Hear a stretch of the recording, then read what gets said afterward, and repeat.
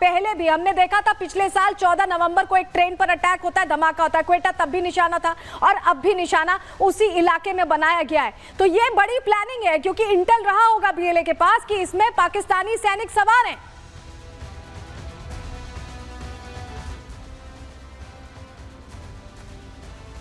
Major जंजू, आप मुझे सुन पा रहे हैं? जी, मुझे दूसरे चैनल्स पे भी जाना है, तो अगर आप मुझे पहले पूछ लें और मुझे इजाजत दें तो आपकी बड़ी मेहरबानी। जी बोलिए बोलिए। मैं बोलूं? जी जी, अपनी बात रखिए। देखिए, ये मैं एक अरसे से कह रहा हूं कि पाकिस्तान में इस वक्त बलूचिस्तान में ड्यूल पावर की सी सिचुएशन कायम हो गई है, जहां पे बलोच लिबरेशन आर्मी और ब्रास और बीएलएफ जो है उनकी ताकत और पाकिस्तानी सरकार की ताकत बराबर हो गई है। और अब देखना ये है कि ये ताकत का जो तवाज़न है, बैलेंस ऑफ पावर, जो ड्यूल पावर कायम हो गई है, ये अब आज़ादी के हक में किस तरह से टिल्ट करती है।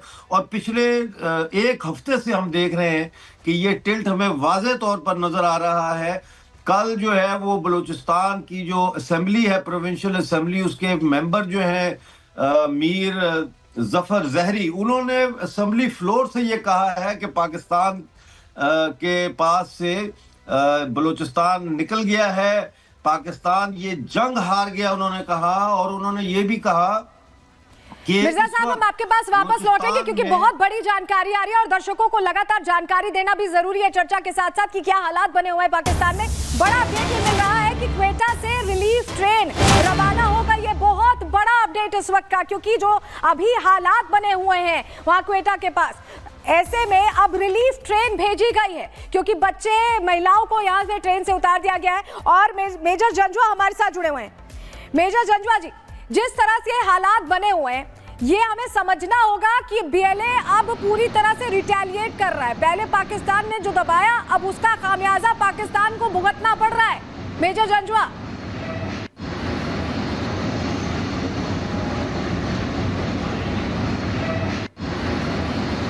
मेजर जंजुआ, आप अपना माइक अनम्यूट करेंगे तब आपकी बात दर्शक भी सुन पाएंगे। क्योंकि देखिए, हम लगातार ये बता रहे हैं क्वेटा से अब रिलीफ ट्रेन रवाना हो गई। तस्वीर भी हम दिखा रहे हैं सबसे पहले रिपब्लिक पर। ये ट्रेन रवाना हो गई है। पाकिस्तानी सेना को इस बीच बीएलए ने बहुत बड़ी धमकी दे दिया है कि अगर एयर स्ट्राइक होती है या कोई एक्शन लिया जाता है तो तुरंत कत्लेआम होगा। ये भी बलोच आर्मी कह रही है। मेजर जंजुआ, आप मुझे सुन पा रहे हैं? जी, मैं सुन रहा हूँ आपको, मेरा माइक अनम्यूटेड है। जी मेजर जंजुआ, जो अभी हालात बने हुए हैं, अभी जो पाकिस्तान फेस कर रहा है, उसमें आगे का रोड मैप क्या है? क्योंकि सबसे पहली प्राथमिकता तो पाकिस्तानी सैनिकों को निकालना होगा। जी, वो पाकिस्तानी फौजियों को निकालने वाला जो काम है वो तुरंत हो भी रहा है और हो भी चुका है। कुछ कैजुअलिटीज हुई हैं, इसमें कोई शक नहीं है। कैजुअलिटीज के नंबर के ऊपर डिफरेंस है। पाकिस्तानी मीडिया कुछ दिखा रहा है, आप कुछ दिखा रहे हैं, इस बहस से कतई नजर, लेकिन कैजुअलिटीज हुई हैं, जाहिर है कैजुअलिटीज हुई हैं। आप ये तो समझ रहे होंगे ना कि पाकिस्तान के लिए हालात बहुत चिंताजनक हैं जब इस तरह की स्थितियां होती हैं कि बीएलए, और ऐसा नहीं है कि क्वेटा में पहली बार धमाका हो रहा है, इस बात से तो आप इत्तेफाक रखेंगे। पिछले ही साल 14 तारीख, मुझे याद है अच्छे से, कैसे अटैक हुआ था, ब्लास्ट हुआ था। तब से ही अलार्म सिचुएशन में आ जाना चाहिए था, पाकिस्तान को समझ जाना चाहिए था कि खतरा है। नहीं, लेकिन आप ये बात समझिए कि ये इंसर्जेंसी ऑपरेशंस जो है ना, ये बहुत डिफरेंट होते हैं कन्वेंशनल वॉरफेयर से। इंसर्जेंट, अब आप एक पूरा ट्रेन ट्रैक, पहली तो बात है, आपने जो नक्शा दिखाया हुआ है ना, माजरत के साथ, कि वो क्वेटा से पेशावर जा रही थी, वो जो रूट आपने दिखाया वो रूट नहीं है। ये 340 किलोमीटर का रूट नहीं है जाफर एक्सप्रेस का। ये जाफर एक्सप्रेस जो सिब्बी के पास अटैक हुआ है, ये नॉर्मल, ये क्वेटा से चलती है सिब्बी, फिर उसके बाद जैकबाबाद और फिर पंजाब से होती भी, और फिर पिंडी से, रावलपिंडी से होके पेशावर जाती है। ये पूरे पाकिस्तान से गुजरती है।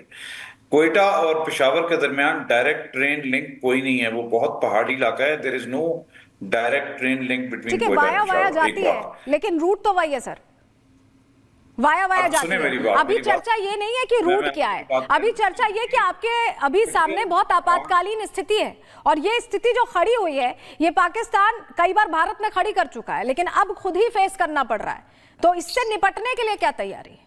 नहीं, ये आप बात समझने की कोशिश करें कि इसके पीछे बीएलए को पैसे कौन दे रहा है, ये आपको भी पता है, मुझे भी पता है। रॉ की फंडिंग है। आप अभी इसी चिंता में और हैं कि इंडिया किसको जब तक पैसे ये कितने काम कौन करने दे रहा की है, अभी कोशिश तो आपकी करता चिंता रहेगा आपके सैनिक पाकिस्तान को होने चाहिए डिस्टेबलाइज करने जंजुआ की, साहब।